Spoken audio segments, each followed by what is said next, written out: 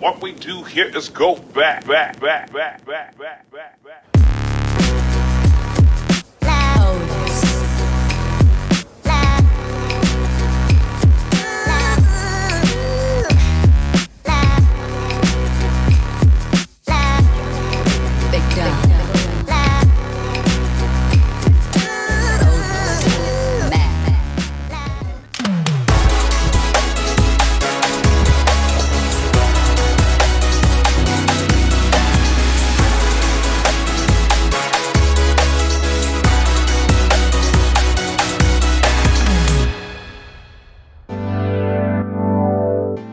Ten dzień zaczęliśmy na dworcu Rossio.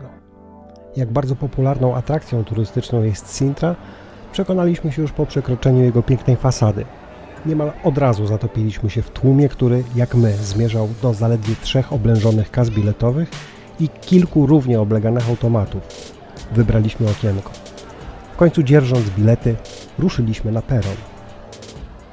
Wracając do pytania, dlaczego ruch pociągów jest lewostronny, bo aż do 1926 roku cały ruch w Portugalii był lewostronny. Potem zmieniono stronę dla ruchu kołowego, którego dostosowanie było dość łatwe ekonomicznie. Inaczej miała się sprawa w ruchu szynowym, gdzie zmiana infrastruktury była zbyt kosztowna. Tak więc zostało, drogą po prawej, a szynami po lewej. Po 40 minutach podróży dotarliśmy do Sintry, gdzie powitało nas piękne poranne słońce. Tu znów tłum zamienił się w długą kolejkę do bramek wyjściowych, gdzie należało zeskanować ponownie bilet. Po opuszczeniu dworca, zniechęceni oblepionym ludźmi przystankiem komunikacji miejskiej, ruszyliśmy z pieszą pielgrzymką innych turystów do centrum. To wydawać by się mogło maleńkie, klimatyczne podlizbońskie miasteczko, to w rzeczywistości ponad 300-tysięczny kurort. Wygodny, piękny, zielony i dający wytchnienie mieszkańcom żyjącej całą dobę Lizbony. Porównania, jakie mi przychodzą na myśl, to podwarszawska Podkowa Leśna czy Otwock, jednak sam charakter miasta to jakby krzyżówka Karpacza z Sopotem, gdzie na stokach górskich dolinek kryją się pełne przepychu i nieco kabotyńskiego szyku wille i pałace wraz z ich wymyślnie zaprojektowanymi ogrodami. Centrum miasta, choć bardzo gwarne i ludne, okazało się być niezwykle klimatyczne i nastrojowe, dzięki wąskim, stromym uliczkom i schodom oplatającym gęsto pobudowane kamienice. Spacer przez miasto był jak spojrzenie w kalejdoskop. Kolorowy, interesujący i pełen wrażeń dla wszystkich zmysłów. Małe sklepiki, kameralne kawiarenki i restauracje, miliony pamiątek i suwenirów kusiły turystów całą ferią barw, tekstur, zapachów i smaków. Jednocześnie skutecznie opróżniając ich portfele z mniej lub bardziej drobnych euraczy.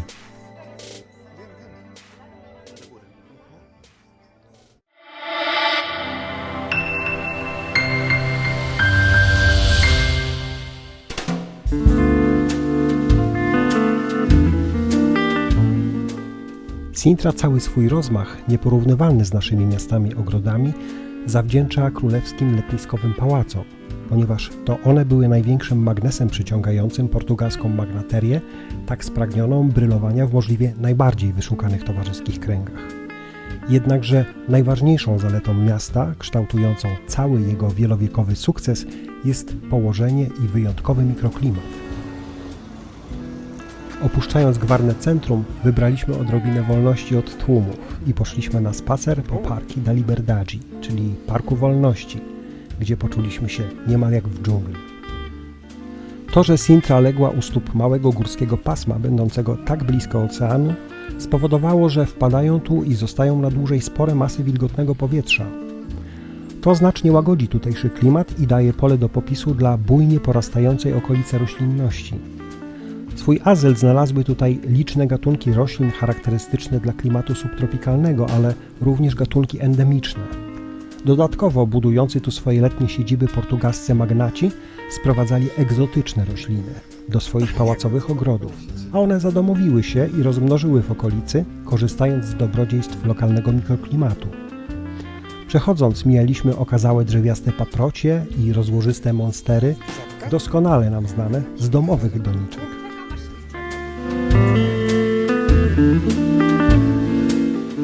Spacer po parku niemal płynnie przeszedł w kolejny etap naszej wycieczki do Sintry, wspinaczkę na wzgórze, które nosi na swoim szczycie najbardziej znany i uznany zabytek miasta. Mijaliśmy po drodze bardziej współczesne, luksusowe wille z przecudnym widokiem należącą pod nimi równinę, a ścieżka, którą wiódł szlak na szczyt, sprawiała wrażenie, jakby przecinała pałacowe ogrody z pergolami, sadzawkami, fontannami i altanami, przy których można było choć chwilę odetchnąć, bo trasa zaczynała być coraz bardziej stroma. W końcu nasza droga zmieniła charakter na bardziej dziki. Pośród skał i lasu wspinaliśmy się w pocie czoła ku wpisanemu na listę Światowego Dziedzictwa UNESCO Pałacowi Pena.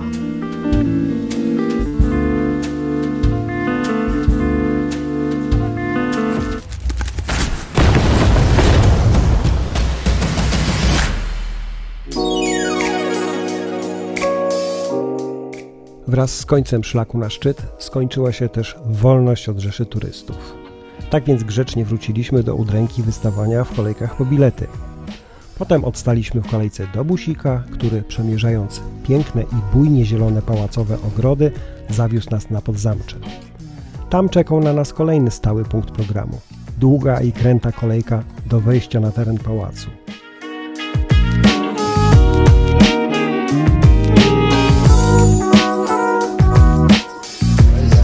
Tak to jest. Przełęcz pomiędzy dwoma najwyższymi wzgórzami gór Sintra, na której zakończyliśmy niemal godzinną wspinaczkę, dzieli dwa zabytki. Na jednym wzgórzu znajduje się mauretańska warownia, która tak monumentalnie góruje nad miastem, drugie zaś koronuje obrany przez nas za cel Pałac Pena. Wprawdzie bilet wstępu obejmował obydwie atrakcje, jednak wszechobecne kolejki i dość długie podejście zmieliły na proch nasze plany i zdecydowaliśmy, że priorytetem będzie bajkowo-kolorowy i nieco kiczowaty architektonicznie pałac. Jeszcze przed przekroczeniem bram mieliśmy poczucie kakofonii stylów i zdobień okraszonej jaskrawymi kolorami. W takim klimacie, czekając na wyznaczoną na bilecie godzinę wejścia, w końcu udało nam się wbić do pałacu.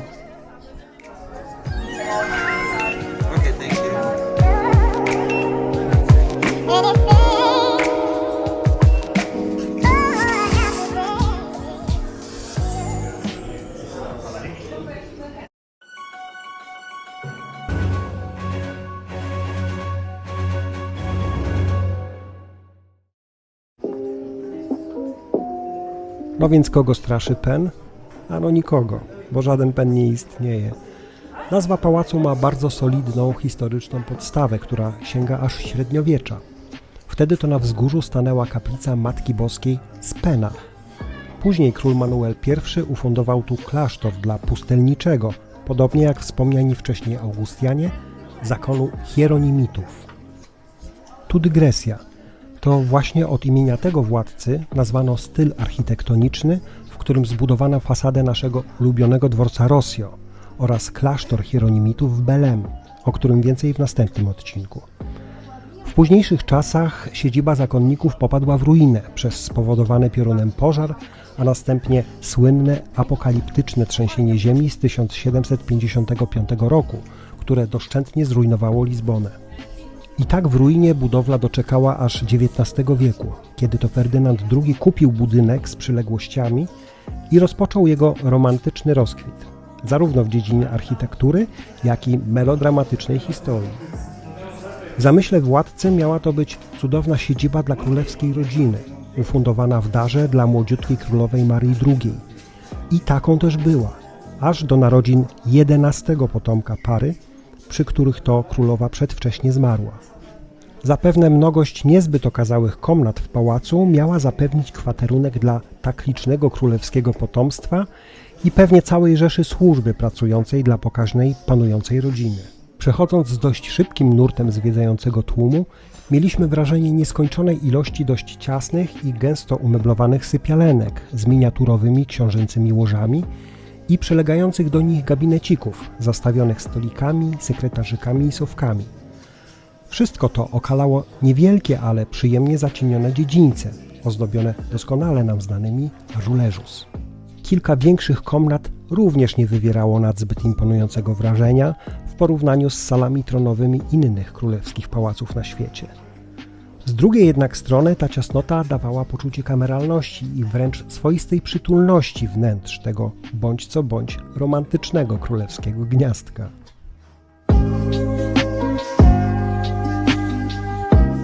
Wizytę w pałacowych wnętrzach zakończyła dość spora, pobłyskująca miedzianymi garnkami kuchnia, a kuchenne wyjście poprowadziło nas na dość obszerne patio, z którego mogliśmy jeszcze rzucić okiem na imponujący widok rozpościerający się z pałacowego wzgórza. Spływając leniwie wraz z prądem zwiedzających na niższe poziomy zamkowych tarasów, powoli udaliśmy się w kierunku wyjścia.